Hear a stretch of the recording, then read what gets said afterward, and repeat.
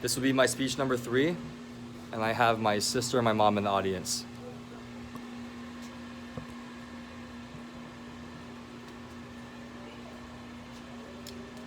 Do you remember the prominence of the disposable camera as recent as 15 years ago? Remember how they lined up the aisles of drugstores and supermarkets? Although no longer relevant today, disposable cameras had their height in popularity from the mid-1980s all the way up into the early 2000s. Today I'm going to speak about the popularity of these unique devices as shown right here. Specifically in the 1980s, as that's a decade I have chosen to speak about. And as they took a leap from a novelty possession all the way up into an everyday consumer item. I have done extensive research on this product through credible sources online, and I also was an avid user of the disposable camera back when they were more popular. My plan by the end of the speech is to inform you both about how important the disposable camera really was to our culture, specifically in the 80s, and how it shaped the general public's view of photography. To start off, there were 2 companies that competed in the 80s, 2 main companies, I should say. They produced a modern day camera that you know as of today. First, you had Fuji, who created the Quick Snap in 1986, while Kodak, the camera I have right here, released their version called the Kodak Fling the following year in 1987. This right here would mark the beginning of a rivalry between 2 photography giants and their fight for market dominance. Although Kodak had been the more popular photography company in the United States in the early 20th century, for the most part, there was a smaller company rising out of Japan called Fiji Films. According to a website called soposted.com, Fiji Films released the common disposable camera in the summer of 1986 that you know of today, called the Quick Snap.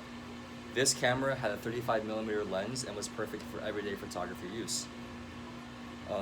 Being somewhat blindsided by Fuji's release, the bigger company, Kodak, released their Kodak Fling in the following year, 1987.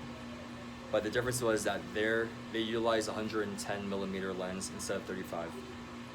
According to Ernie Smith from tdm.co, Kodak released it for significantly cheaper, for $6.95, compared to Fiji's cost of $10. This was done as an effort to keep the company's prominence in the market. Kodak had hoped that the lower price of the Sling would steal back some of the market from Fiji and their camera, but the price reduction was just not enough, as the quality of the Kodak camera was significantly less than that of the Fiji. In 1988, Kodak finally released their own 35mm camera to better compete with the Fiji due to sales being down. But by that time, Fuji had just released their new camera called the Quick Snap with Flash, which is pretty self-explanatory. They developed the first disposable camera with flash, which was a huge deal to the market. By that time, Fuji had cemented its prominence in the market as being the more forward-thinking company. I will now talk about the advantages of disposable cameras in the 80s and why most people and consumers prefer disposable cameras over the traditional ones. Although it may be hard to imagine a world where you can not just take out your smartphone and take a snapshot of everything, that was obviously not the case back in the 80s. Traditional cameras were just too expensive for your average consumer, and with the rise in popularity of casual photography during that time, the disposable camera was that perfect answer. According to Della Kaiser from disposableamerica.org, one of the most important selling points of a disposable camera is its ease of use. You just point and shoot. Kodak actually did release early cameras in the early 1900s, but many consumers back then found that the operation of the cameras were far too complicated.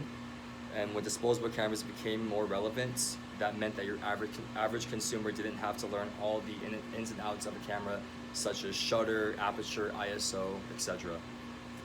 They could just point and shoot like this. And the reason why they preferred the disposable camera was due to the inexpensive and durable quality of that as well, which is my next point. For example, if you were to go out on a hike or a trip, say you were to go on a snowboarding trip if you were to take a more traditional, expensive camera, especially back in the 80s, you might risk the liability of breaking the camera or losing it. But if you were to take a camera like this, a disposable one, damaging a camera or losing it wouldn't be such a big of a deal as the cost was so much lower. Finally, a reason why people would rather go the disposable routes is the cost of the camera itself.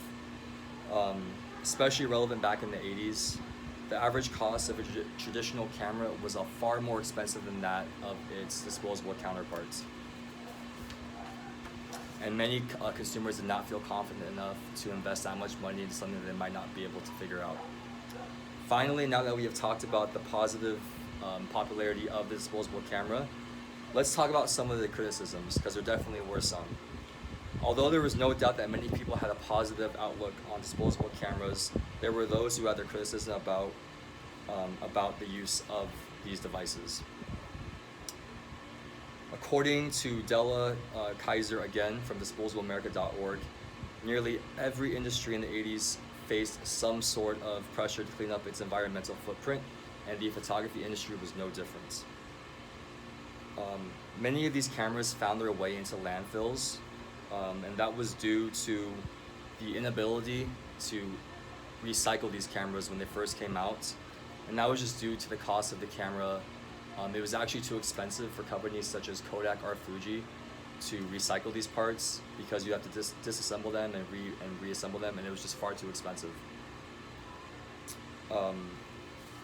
In response to the public backlash of the disposable camera industry, Kodak, this brand right here, was actually the first brand to release its recycling program back in 1989, in which it would